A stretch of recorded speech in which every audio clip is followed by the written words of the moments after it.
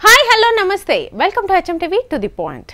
ప్రస్తుతం సమాజంలో గాడిద పాలకు మంచి డిమాండ్ ఉంది. గాడిద పాలు తాగిస్తే ఆరోగ్యానికి మేలు చేస్తుందని ప్రచారం చేస్తూ పాలను విక్రయిస్తున్నారు.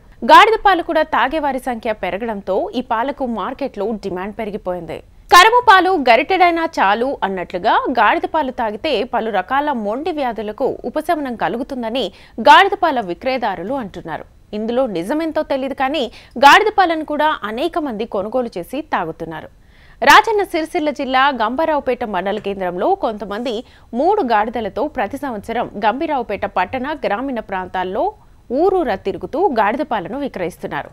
పాలు కావాలంటే ఇంటి వద్దనే గాడిద పాలను పితికి అక్కడికక్కడే ఇచ్చేస్తారు.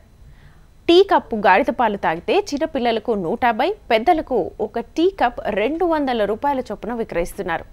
ఇక గాడిద పాలు లీటర్కు 10,000 రూపాయల చొప్పున ఇలా ప్రతిరోజు గాడిద పాల విక్రయదారులు రోజుకు 1000 నుంచి 2000 వరకు సంపాదిస్తున్నట్లుగా తెలిపారు.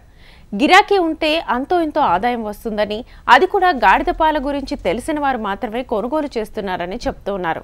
టెక్నాలజీ పెరిగిన ఈ రోజుల్లో రకరకాల ఆహార పదార్థాలు వచ్చేశాయని, దీంతో గాడిద పాలకు కాస్త గిరాకీ తగ్గిందని అంటున్నారు.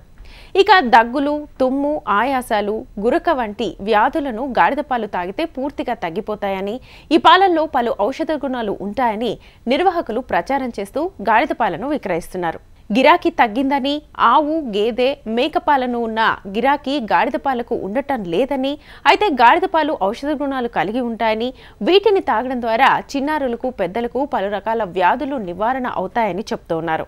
చాలా మందికి ఈ పాల వల్ల అనేక రకాల మొండి వ్యాధులు కూడా తగ్గిపోయాయని చెప్తున్నారు.